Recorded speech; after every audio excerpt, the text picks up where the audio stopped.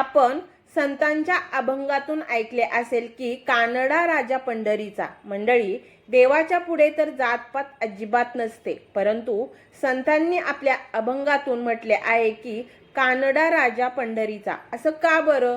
पंढरपूर हे शहर हे तीर्थस्थळ म्हणजे महाराष्ट्रामध्ये सोलापूर जिल्हा आणि कर्नाटकाचा राजा म्हणजेच कानडा राजा असं का म्हटलं जातं? आपण अनेक अभंगातून ऐकतो, अखंड विश्वाची माऊली म्हणतात. कानडा तो विठ्ठलू कर्नाटकू. संत तुकाराम महाराजांच्या अभंगातून सुद्धा महाराजांनी म्हटले आहे, अनेक संतांनी म्हटले आहे कानडा राजा पंढरीचा. काय आहे या पाठीमागचे सर्व रहस्य आज या व्हिडिओमधून आपण जाणून घेणार आहोत. आपण पाहत आहात मराठी हिस्ट्री अँड भटकंती चॅनल. शेकडो वर्षापूर्वी विजयनगरचे जे साम्राज्य होतं, या साम्राज्याचा राजा कृष्णदेवराय राजा होता. हिंदू राजा की त्याची अफाट भक्ती देवदेवतांच्या वरती होती.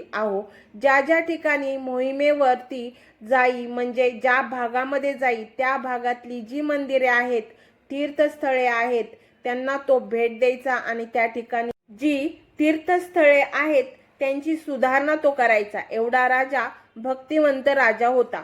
तो असे अनेक दिवस निघून गेले आणि एकदा हा राजा कृष्णदेवराय पंढरपूरमध्ये आला. पांडुरंगाच्या पायाशी नतमस्तक झाला आणि या पंढरीच्या पांडुरंगाचे सावळे जे रूप पाहून तो आश्चर्यचकित झाला. राजाची भक्ती सुद्धा फार मोठी होती. हा राजा पंढरीच्या पांडुरंगाबरोबर बोलू लागला, देवा, तुम्ही आता विजयनगरला माझ्या घरी चला. देवाबरोबर बोलण्याची जी ताकद आहे म्हणजे भक्ती, राजाची भक्ती सुद्धा फार मोठी होती. त्यावेळेला पंढरीच्या पांडुरंगाने सांगितले, राजा, मी तर विजयनगरला तुझ्या घरी येईल, परंतु माझी एक अट आहे. तू भगवत भक्ताचा म्हणजे माझ्या भक्ताचा कधीही अपमान तू करणार नाहीस, आणि जर तू भगवत भक्ताचा अपमान केला त्याच क्षणी मला तुला पंढरपूरला आणून सोडावे लागेल. राजाने हो म्हटले.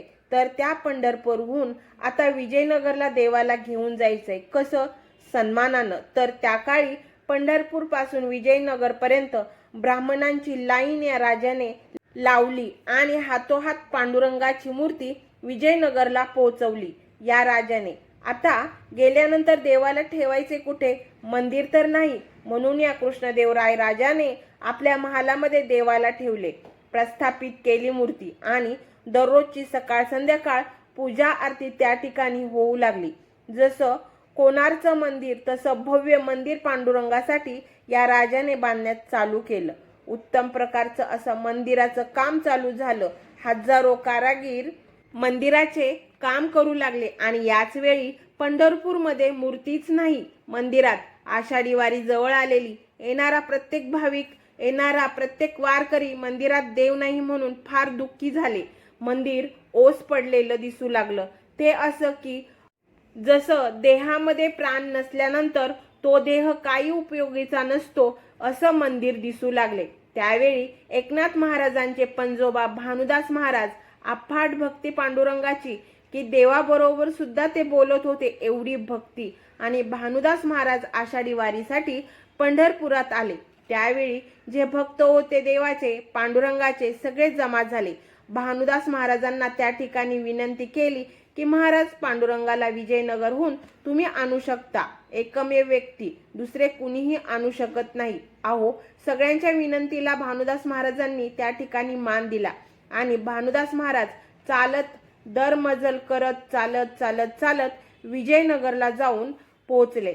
पांडुरंगाला आणण्यासाठी गेल्यानंतर पाहिले त्या कृष्णदेवराजाचा महाल, हजारो सैनिक महालाच्या कडेने बघा, सगळा बंदोबस्त. आत जायचंच कसं?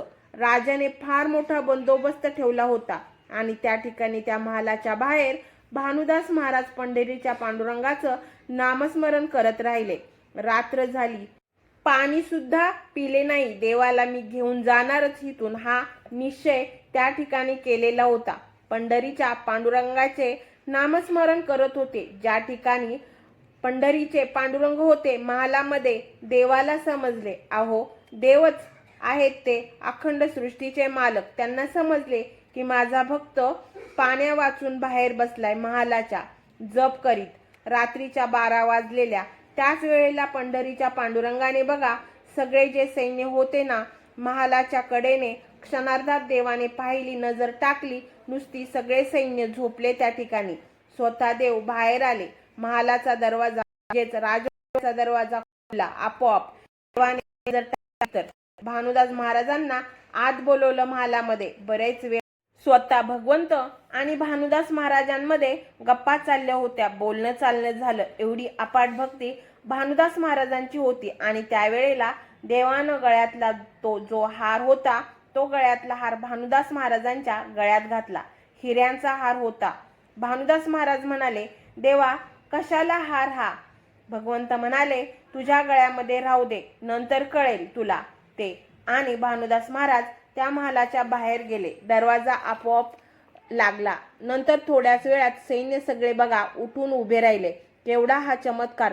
दुसऱ्या दिवशी दिवस उगवला. कृष्णदेव राजा पूजेला आला. पहाटे बघतोय तर काय, पांडुरंगाच्या गळ्यात हिऱ्याचा हारच नाही. अहो, चोरी झाली हाराची. एवढी सुरक्षा, कडेकोट, आणि हा हार गेला कसा? राजाने आपल्या मंत्र्यांना बोलवले आणि सैनिकांना सांगितले, आदेश दिला की हार शोधा आणि तात्काळ या गुन्हेगाराला, चोराला माझ्या पुढे आणून उभे करा. अहो, सगळं सैनिक राजाचा आदेश फिरू लागले, हार शोधू लागले. आणि याच महालाच्या बाहेर भानुदास महाराज त्या ठिकाणी पांडुरंगाचा जप करत बसले होते आणि त्यांच्या गळ्यामध्ये हार होता. तात्काळ सैनिकांनी जाऊन महाराजांना पकडलं, भानुदास महाराजांना, आणि त्यांना सांगितले, तुम्ही चोरी केली देवाच्या गळ्यातील हाराची. भानुदास महाराजांना धरून राजाच्या समोर त्या ठिकाणी आणलं. राजाने सांगितले, फार मोठी चूक केली, तुम्ही चोरी केली. पांडुरंगाचा हार तुम्ही चोरला, हिऱ्याचा. आता तुम्हाला सुळावरती दिलं जाईल. अहो, सूळ उभा केला. सुळावरती देण्यासाठी भानुदास महाराजांना त्या ठिकाणी, आणि त्यावेळेस भानुदास महाराजांनी पांडुरंगाचा धावा केला. पांडुरंगाला म्हणू लागले, देवा आता वाचव रे बाबा, तूच करता आणि करीवता, तूच हार माझ्या गळ्यामध्ये घातला, तूच मला आता मृत्यूकडे घेऊन चाललाय. देवा वाचव. ज्यावेळी सुळावर धरून चालवलं त्यावेळेस प्रत्यक्ष पांडुरंग त्या ठिकाणी आले आणि राजाला सांगितले, राजा तू चुकलास. हा चोर नसून, ही व्यक्ती चोर नसून माझी भक्त आहे, भागवत भक्त आहे. तुझी जेवढी भक्ती माझ्यावरती आहे त्यापेक्षाही भानुदास महाराजांची भक्ती माझ्यावरती आहे. स्वतः भगवंतांनी त्या ठिकाणी सांगितलं, राजा तुझी चूक झाली. माझ्या भक्ताला तू त्रास दिलास.